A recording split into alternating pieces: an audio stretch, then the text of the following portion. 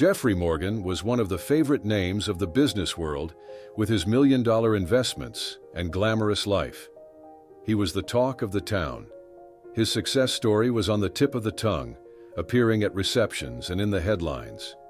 But behind the glamorous facade of Jeffrey's life lay a cold and arrogant man. His childhood days were filled with hardship and forgotten friendships. Now, years later, he had long since discarded those childhood memories and made himself a slave to money and status. One evening, Jeffrey prepared for a business dinner at a fancy restaurant, as usual. The atmosphere was luxurious and sumptuous, the light from the crystal chandeliers merging with the elegant piano melody. Jeffrey believed that everything was for himself, and he paid little attention to the people around him. When a man approached to take his order, he mistook him for an ordinary waiter and began to speak condescendingly. "You run this place with such slow service. Maybe you should take your job more seriously," he said in a sarcastic tone. "I'll bring your order right away, sir," the man replied with a calm expression and walked away. But this was not enough to assuage Jeffrey's displeasure. Throughout the evening, he hardened his attitude towards this waiter, even raising his voice a few times. For him, it was a simple annoyance. After all, he was just a waiter, wasn't he? But there was something Jeffrey didn't know. This man he treated with contempt, Edward Henry, was the owner and manager of the restaurant. Because of his dedication to the restaurant's operation, Edward would sometimes pose as a waiter and serve customers. Jeffrey's disrespectful behavior tested Edward's patience, but Edward continued to quietly observe events. At the end of the night, Jeffrey once again lashed out at Edward. "If you can't run this restaurant better, maybe you should quit your job." Edward took a deep breath and responded in a calm but firm voice. "Mr. Morgan, I own this restaurant, and a disrespectful customer like you has no place here. Now please leave." Jeffrey's expression changed in an instant. Alternating between surprise and embarrassment, he was crushed under the weight of Edward's words. However, Jeffrey left the restaurant before he could fully grasp the gravity of the situation. For Jeffrey, it seemed to be just one evening's inconvenience. But this small incident was the beginning of a turning point in his life. Edward, on the other hand, was angry and frustrated inside. This rich man's attitude towards him had taken him back to his difficult childhood days. Still carrying the scars of those days, Edward once again began to question the transformative power of life. But there was something familiar about the look on Jeffrey's face. It was as if he had seen someone he had known years ago. Tonight, what began as a mere argument would take on a much greater meaning as the two men discovered a connection hidden deep in the past. Without either of them knowing it, they were on the brink of a period in their lives that would change forever. Jeffrey Morgan could not contain his anger after leaving the restaurant that night. His pride had been hurt, and Edward kicking him out of the restaurant made him feel helpless in a way he was not used to. But Jeffrey's anger soon gave way to curiosity. He wanted to know more about Edward Henry. He thought that this man was not just a restaurant owner, that he might have known him somewhere before. The next morning, Jeffrey was busy as usual in his office, planning his work. But his mind kept going back to Edward. Edward's familiar face and determination triggered fuzzy memories of Jeffrey's past. He couldn't take it anymore and called his personal assistant. "I need you to find out about a restaurant owner named Edward Henry," he said succinctly. His assistant was puzzled because Jeffrey was not usually so interested in people, but he carried out his orders without question. Within a few days, he had some information about Edward and returned to Jeffrey's office. "Sir, Edward Henry's background is quite interesting. He grew up in an orphanage, started working at a young age, and struggled until he opened this restaurant. But there is another interesting detail. He was in the same orphanage as you, in the same neighborhood where you spent your childhood years." Jeffrey froze when he heard these words. Edward was his childhood friend?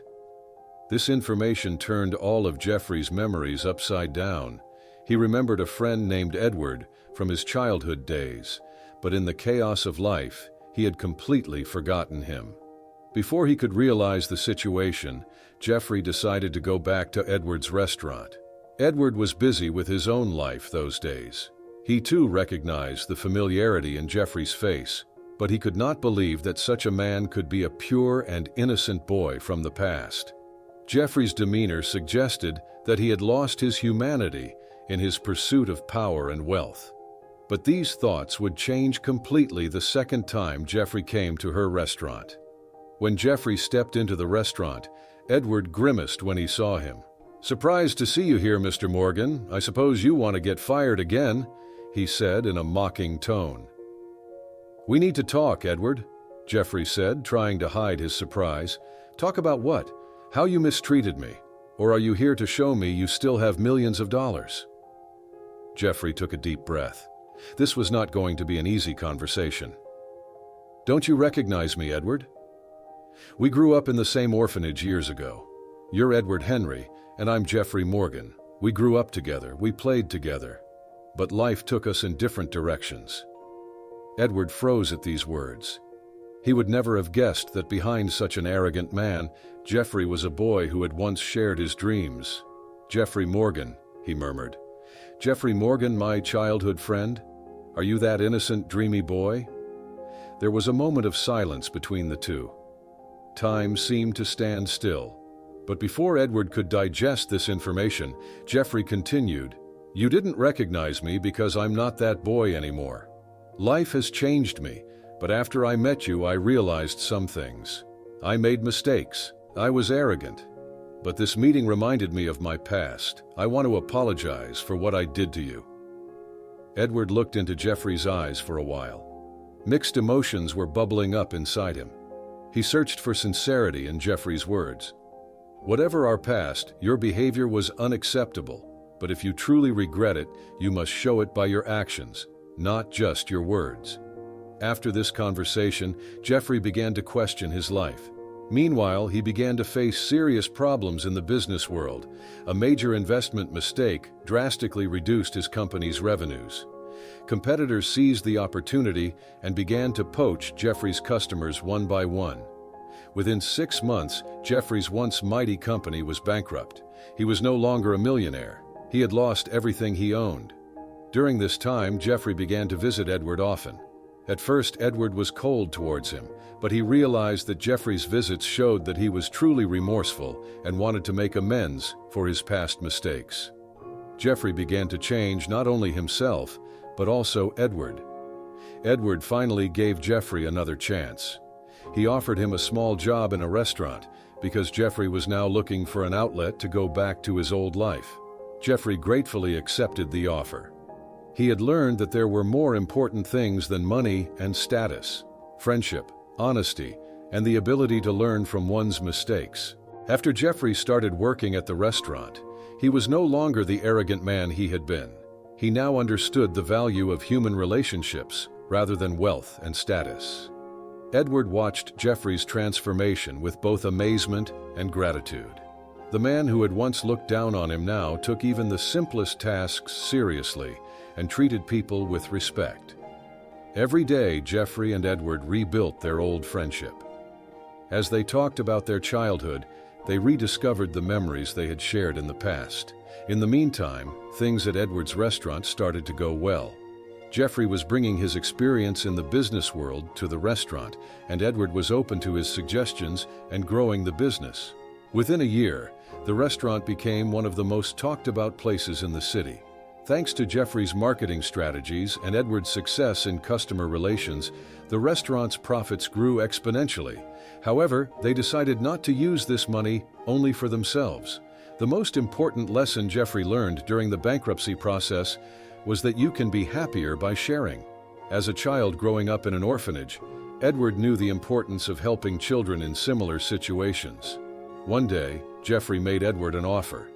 "Look, Edward," he said excitedly, "we've made all this money and things are going great, but I know that this success should not be limited to us.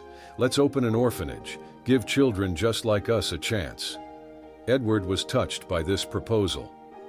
"I didn't know you were thinking about this, Jeffrey," he said, "but I've been thinking the same thing. If we've been so successful, it's because of the spirit of solidarity those children of the past taught us.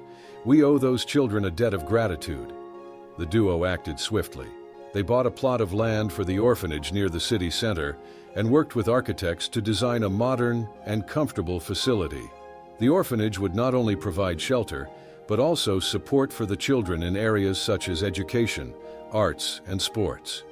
Thanks to Jeffrey's business connections and Edward's community reputation, they soon raised large donations and quickly completed the orphanage project. The opening day of the orphanage was a memorable moment for Jeffrey and Edward.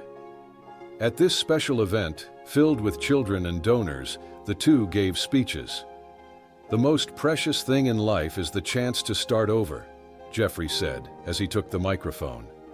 "We built this orphanage by learning from our own past, and I hope that every child who grows up here can fulfill their dreams in the future." Edward also took the floor and ended his speech by addressing the children. "I believe that every child who grows up here can be as successful in life as we are. Remember, life can be hard sometimes, but everything is possible if you don't give up." The orphanage quickly became a model project in the city. Jeffrey and Edward spent much of their time there, mentoring and guiding the children. Jeffrey taught the children about the world of business, while Edward taught them how to cook and the importance of human relationships. Their partnership was not only a financial success, but also the beginning of a social change. Jeffrey and Edward were proud that their friendship, which once started in a tiny orphanage, had now turned into such a great story. If you liked the story, don't forget to subscribe to the channel for more.